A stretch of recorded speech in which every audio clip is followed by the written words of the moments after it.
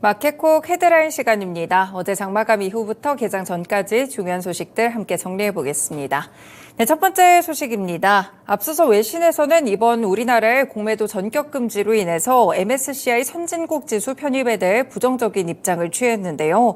김주현 금융위원장은 이에 대해서 공매도 금지 조치가 결정적인 영향을 미치지 않을 것이라고 전망했습니다. 김 위원장은 어제 국회 예산결산특별위원회 전체 회의에서 MSCI 선진국 지수 편입 여부는 여러 가지가 감안된다라면서 공매도를 금지하면 안 되고 공매도를 하면 되는 이슈가 아니다라고 말했는데요. 김 위원장은 불법 공매도 문제를 제대로 시정하지 않으면 증시의 신뢰 저하가 이뤄진다면서 시장에서 공정한 가격이 형성돼야 함에도 불법 공매도로 그렇지 않다는 우려가 제기됐기 때문에 한시적으로 공매도를 금지한 것이라고 밝혔습니다. 일단 야당 쪽에서도 이 관련해서 하루아침에 공매도를 금지시켰다라는 비판이 있었는데요. 김 위원장은 이런 시정 조치는 시장에 예고하고 할 수는 없다라고 받아치기도 했습니다. 그리고 주가에 대한 거품을 제거하는 공매도의 순기능이 없어지는 것 아니냐라는 우려에 김 위원장은 그 가능성에 대해서 한국거래소와 특별 단속을 강화하겠다라고 답했습니다. 네, 관련된 소식들 함께 전해드렸고요. 두 번째 소식은 어제 있었던 폴란드의 방산 수출 지원과 관련된 논의 소식입니다. 국방부가 어제 이 5대 시중은행과 회의를 열고 폴란드에 대한 방산 수출 지원 방안을 논의했습니다. 이날 회의에선 국산 무기를 수입하는 폴란드 측에 자금을 대출하는 내용의 투자 의향서 체결과 관련된 사항들이 논의한 것으로 전해되고 있는데요. 이 국내 방산업체들은 지난해 7월 폴란드 정부와 맺은 기본계약들이 몇 가지 있습니다.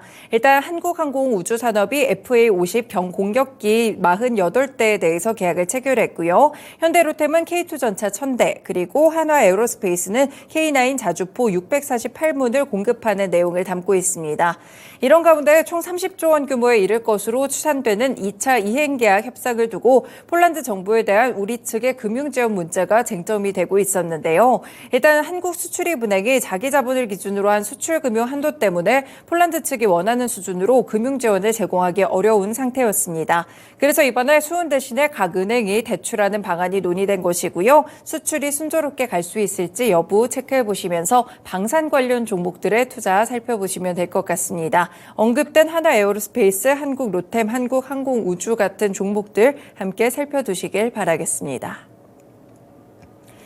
네, 지금 전기요금도 한 가지 화두가 되고 있는데요. 정부와 여권에 따르면 정부가 산업용에 대한 부분을 적정 수준의 인상을 검토 중인 것으로 알려지고 있습니다.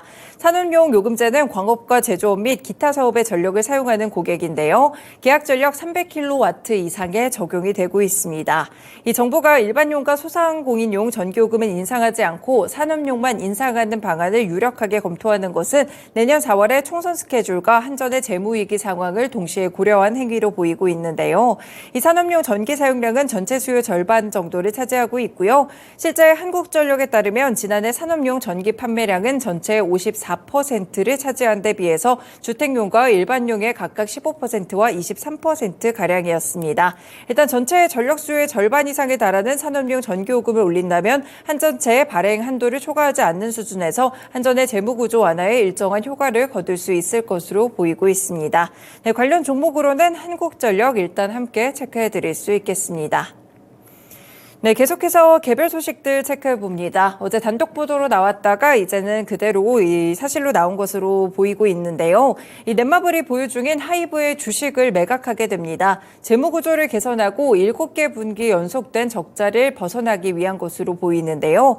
공시에 따르면 넷마블은 보유 중인 하이브 지분 18.1% 가운데 6% 정도의 매각을 추진하게 됩니다. 약 250만 주고요. 처분 금액은 약 5,687억 5천만 원인데요.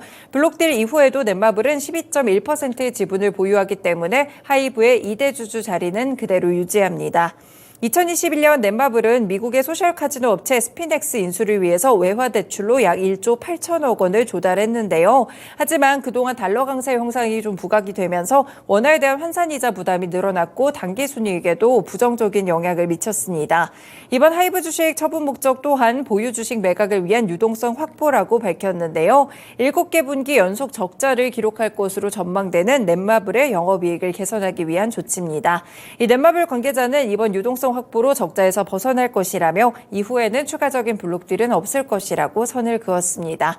네, 일단 관련해서 넷마블과 하이브 오늘 주가와 관련된 여러 가지 좀 영향들이 예상되고 있는데 두 종목에 대한 영향들 함께 정규장에서 체크해 두시길 바라겠습니다.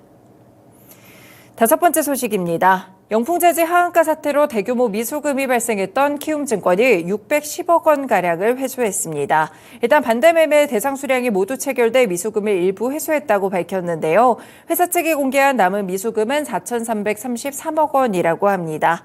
지난달 20일 키움증권은 영풍재지 하한가 사태로 4,943억 원의 미수금이 발생했다고 공시한 바가 있었는데요. 610억 원을 회수하게 되면서 남은 미수금 4,333억 원이 남게 됐고요. 회수하지 못한 금액은 미수채권에 함께 반영됩니다.